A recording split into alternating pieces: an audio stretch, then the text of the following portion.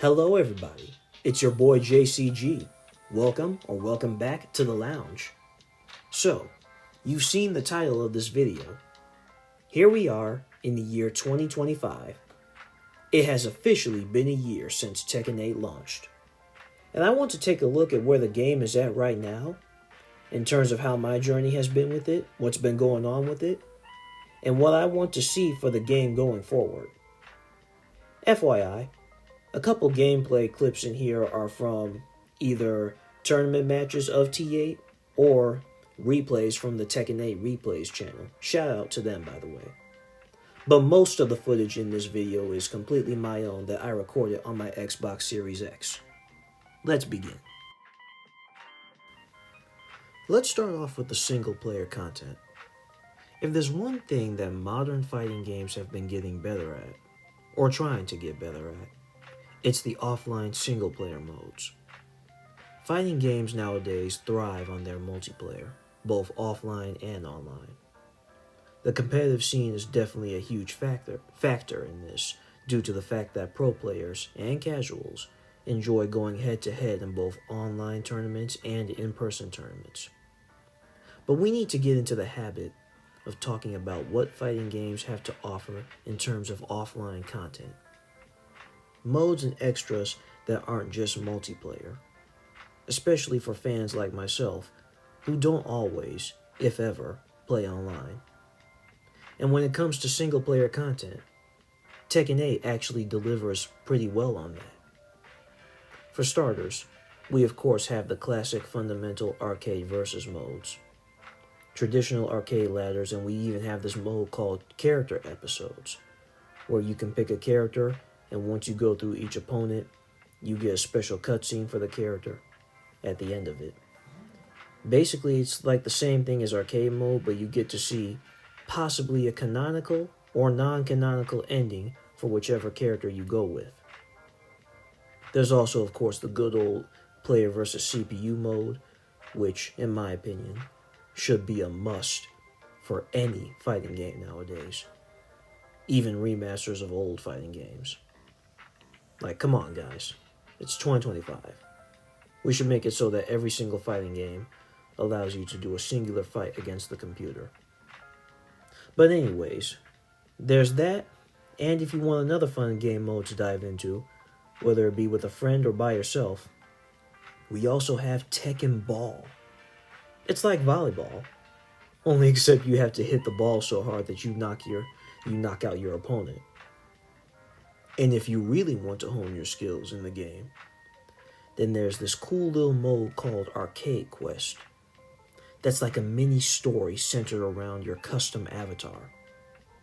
Yes, there is a create an avatar feature in this game. Basically, the whole setup is about your avatar setting out to become the best Tekken player there is. So they're traveling throughout the world, going to all these different arcade centers and challenging players to rank up their character and learn new techniques. Yes, unlike Tekken 7, this game actually teaches you how to play and doesn't just let you figure it out on your own. Also, in this mode, you have the Super Ghost Battle. Here you can download and fight the CPU ghost of other players, or even fight against your own ghost. Practice fighting against yourself, essentially. This is a fun mode that I've been playing a lot of as an alternative to going online and fighting real players. While we're on the topic of a story, it's time we talk about this game's main attraction, the cinematic story mode, the final chapter in the Mishima saga. Well, not really, but we'll get to the more controversial details in a minute. I won't go deep into the overall plot of this story, because chances are you guys already played it, or you've seen the cutscenes on YouTube already. But to give you my overall thoughts on it, I thought it was really good. Definitely a step up from Tekken 7's story mode, and I would say it's easily one of the best fighting game stories we've gotten in a minute. Yeah, it isn't perfect. In fact, It's actually really insane with everything that's going on.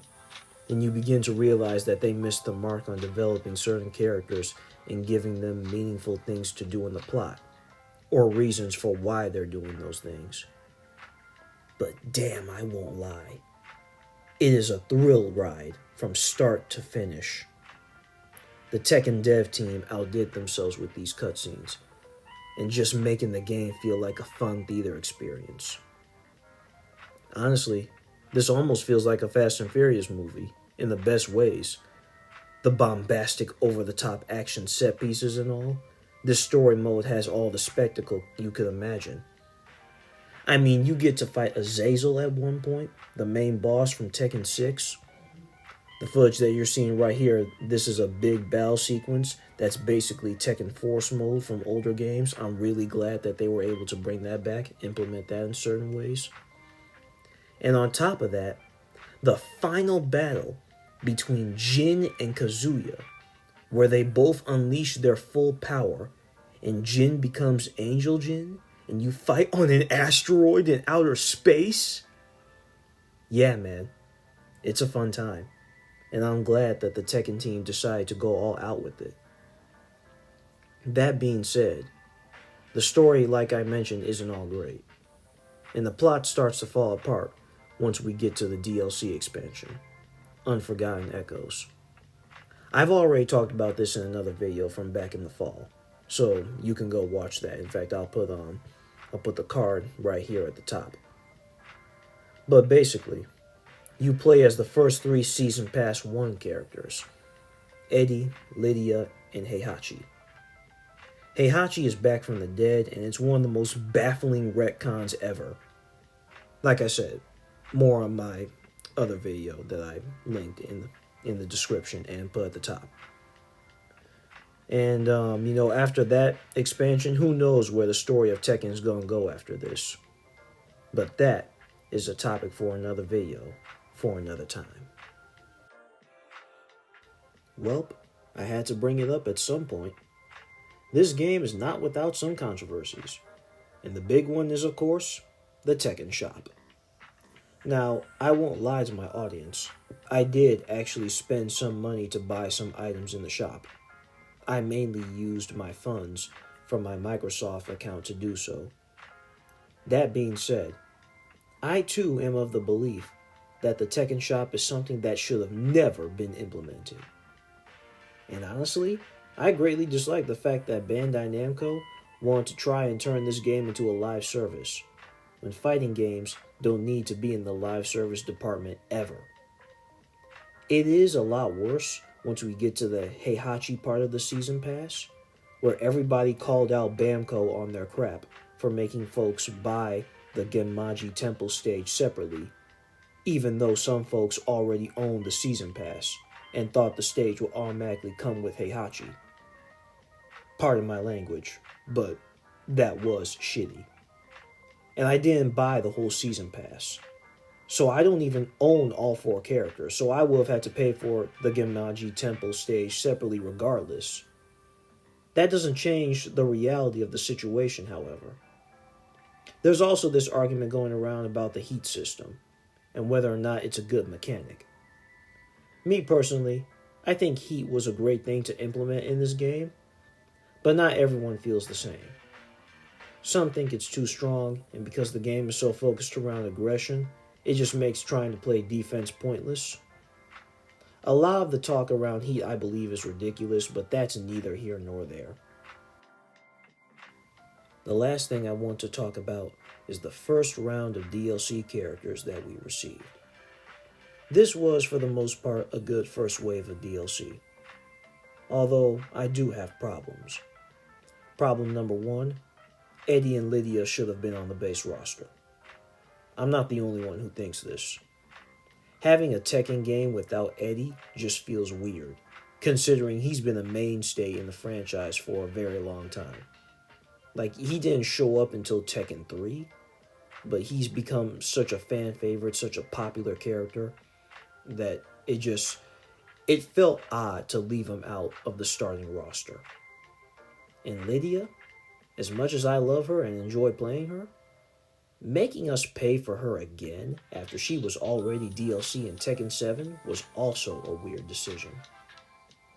Problem number 2, Heihachi should have never been brought back. Again, I explained this in older videos on the channel that I wasn't happy with this decision. If anything, I would have preferred they brought back Jinpachi instead, Heihachi's father and Jin's great-grandfather. Hell, if we can just bring back anyone from the dead or retcon characters from permanently dying now, then I say why not bring back Jinpachi? I think he would be a better fit for this game anyway. And as for Clive Rossfield, well, I explained in this video right here why I don't mind him as our first guest fighter. Overall, Season 1 character pass was alright, but I do think we can do better in Season 2 in terms of characters. We're probably going to get 4 characters again, but I can hope for 5, am I wrong? So what do I think of Tekken 8 1 year after its release? Well, despite all the stuff with the shop, the DLC, and the choice of characters, I would say Tekken 8 is a solid game, you guys. In fact, I think this is the second best Tekken game yet, first being Tekken 5 Dark Resurrection, in my opinion. I can positively say I am excited to finally be a fan of Tekken. I may have mentioned this before, but if not, I'll repeat myself. My experience with Tekken has been a rocky road, to say the least. I started with Tekken 6. It was kind of fun, but I didn't stick with it for very long. Then I tried Tekken 7, and that experience was not very fun. I dropped that very quickly. Quicker than Tekken 6. Then I played Tekken 5 DR on the PSP, and that was very fun and pretty easy for the most part. I mean, I was playing the handheld version, so that may have been part of the reason. But that was my experience with the Tekken franchise up until I finally played T8 back in May of 2024. And out of all the 4 Tekken games that I've played, I've had the most fun with Tekken 8. It's the longest I've ever consistently played a game from this series. It isn't a perfect fighting game, but I think this is one of the best fighters of this current generation. And I cannot wait to see what comes next for Tekken 8 in the coming months. Season 1 was just the beginning. We're just getting started, folks.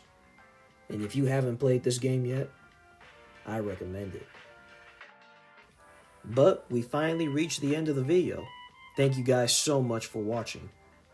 Tell me, what do you think of Tekken 8 1 year later? Have you been playing the game lately? If not, then are you interested in getting the game after this video? Let me know in the comments below, folks. Again, thank you for stopping by the channel. If you want to watch more fighting game videos like this, I have a whole playlist. And don't forget to like the video and subscribe for more content just like this one. I will see you guys next time. In the meantime, God bless. I'm out. Play more fighting games. Deuces.